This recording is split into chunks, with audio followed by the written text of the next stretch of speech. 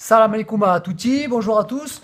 Donc le réseau Maintenant m'a demandé de vous parler comment nous on travaillait en matière de communication dans l'aire marine protégée de la côte agatoise, dans l'Hérault, sud de la France, je vous le rappelle. Voilà, donc et notamment par rapport aux médias. Donc nous en fait je pourrais dire qu'on travaille sur plusieurs niveaux. On travaille sur un niveau institutionnel puisqu'en fait nous on est géré, donc l'aire marine protégée est gérée par une collectivité. Donc là, c'est avec le service communication de la ville en particulier, avec un site web, avec Facebook, un petit peu Twitter, avec des documents, bien évidemment, avec le journal de la ville. Par exemple, le journal de la ville, ça ressemble à ça, avec une jolie couverture qui justement concerne l'aire marine protégée, donc preuve qu'on est en contact avec eux. Ça peut être aussi après avec des organismes qui travaillent avec la ville, donc par exemple l'Office de tourisme du Cap d'Agde, dans lequel nous, par exemple, on communique en termes ici donc du sentier sous-marin. Après, ça peut être aussi une communication plus opportuniste. Et ça, je pense que c'est intéressant. Alors, je vais vous donner quelques exemples. Par exemple, en termes de tempêtes, ici, on a eu plusieurs tempêtes pendant l'hiver. Et à ce moment-là, donc les plages en particulier étaient abîmées. Et c'est vrai que la communication globale était plutôt sur le fait de dire allez, les plages vont souffrir. Et nous, on a essayé de renverser un petit peu ça en disant que bon, même si c'est la réalité, on a aussi d'autres problèmes qui peuvent être résolus par la préservation des milieux naturels et en particulier donc nous dans notre aire marine protégée par les herbiers de Posidonie. Donc la communication, elle a consisté à dire que, certes, effectivement, il y a des tempêtes, mais il y aurait encore plus de dégâts si on ne protégeait pas nos milieux marins en mer, et notamment les herbiers de Posidonie, parce que, outre le fait qu'ils sont des réservoirs de biodiversité, ils sont aussi des systèmes donc, qui permettent d'atténuer les houles, d'atténuer les vagues, et donc de protéger un peu plus les rivages. Et ça marche plutôt pas mal, ça intéresse en général les journalistes. Après, il y a eu d'autres communications plus opportunistes également, par exemple avec la COP 21, au moment de la COP 21, et un petit peu 22, mais surtout 21, ou par exemple aussi avec des visites de pêcheurs professionnels qu'on avait organisées avec d'autres collègues d'aire marine protégée en Camargue et sur la Côte Bleue. Donc ça marche aussi pas mal. Et récemment, plus récemment, donc on a eu il y a quelques semaines des observations de requins pèlerins donc, qui nous ont été données par des contacts qu'on a évidemment au bout d'un moment quand on gère une aire marine protégée, et on a essayé de communiquer justement de manière opportuniste pour là évidemment parler du requin pèlerin en particulier, puisque celui-ci est on va dire inoffensif en particulier, mais voilà, ça nous a permis de communiquer sur le fait, le bon état des eaux, le fait qu'on trouve aussi des requins, le plus gros poisson de Méditerranée. Donc ça, c'est une communication de type plutôt opportuniste. Après, il y a une communication plus événementielle. Donc là, il y en a un paquet. Vous savez que nous, on joue pas mal le jeu, donc on essaye avec la petite équipe qu'on est de jouer ce jeu-là. C'est la fête de la nature, c'est le week-end bleu avec les professionnels du nautisme, c'est la journée mondiale des océans en juin, c'est le salon nautique d'automne au Cap d'Agde, qui est un salon qui draine 40 000 personnes.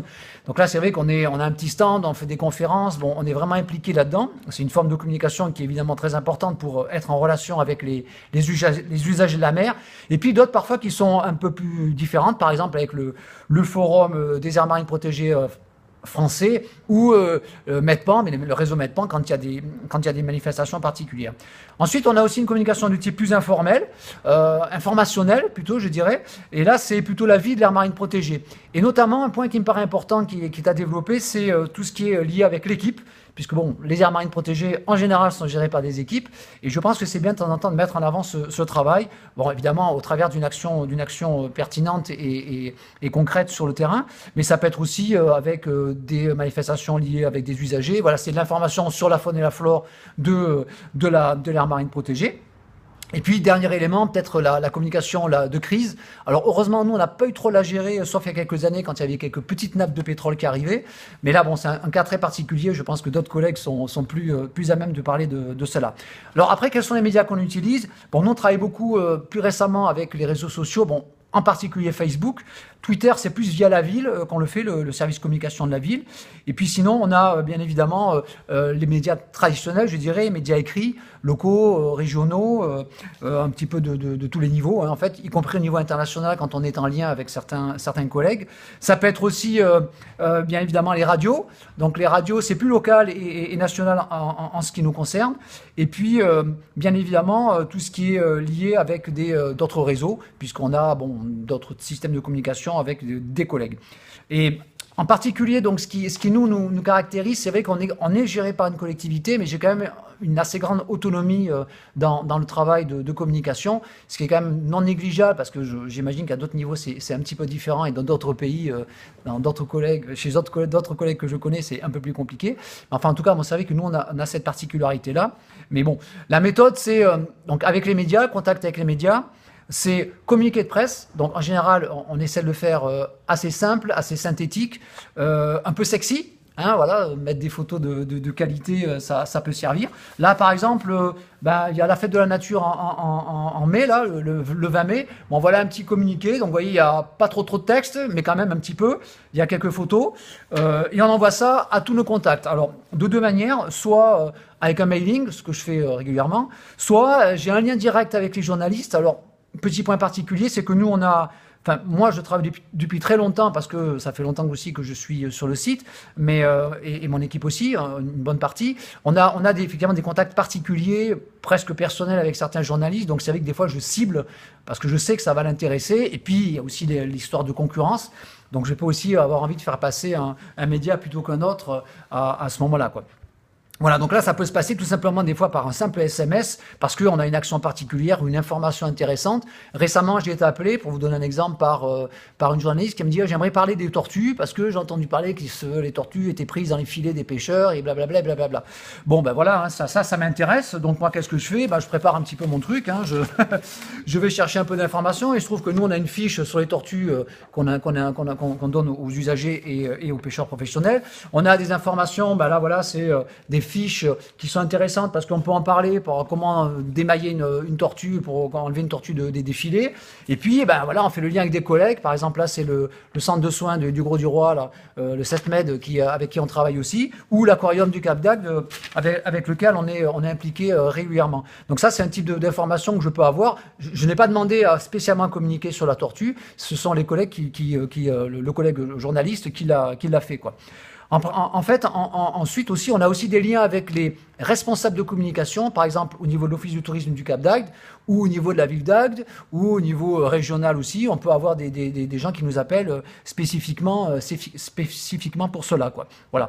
En général aussi, le communiqué de presse, j'essaie de le faire dans des moments où l'actualité n'est pas trop chargée au niveau local. Je n'ai pas la prétention de surfer sur ce qui est international ni national, mais en l'occurrence, bon voilà, au niveau local, si on sent qu'il y a beaucoup trop d'activités et que l'information n'est pas urgente, je traite avec les médias, j'attends un peu et je fais un nouveau communiqué.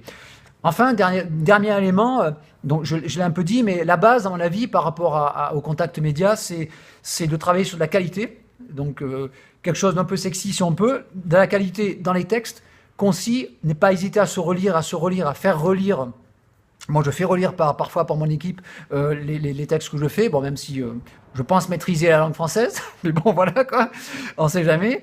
Des textes, donc voilà, des visuels un peu sexy aussi, des photos de bonne qualité, toujours, je mets jamais, enfin, nous, en plus, on est pas mal de photographes dans l'équipe, donc on met jamais des photos de mauvaise qualité, c'est aussi quand même le plus par rapport aux journalistes.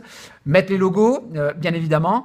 Ne pas hésiter à avoir moi, on travaille vraiment sur des niveaux très très différents en termes de communiqué, en variation, donc vraiment des choses des fois très précises, des fois qui ont trait à la gestion de l'équipe sur le terrain, comment on gère une RMP, et puis quelquefois carrément sur, par exemple, le requin, qui est vraiment une espèce très particulière. Ne pas hésiter à relancer, bien évidemment, parce que les journalistes ne répondent pas toujours, c'est certain. Et puis, bon, un des derniers éléments, c'est qu'il faut du temps pour tout ça. Donc, c'est vrai que je passe quand même pas mal de temps à le faire.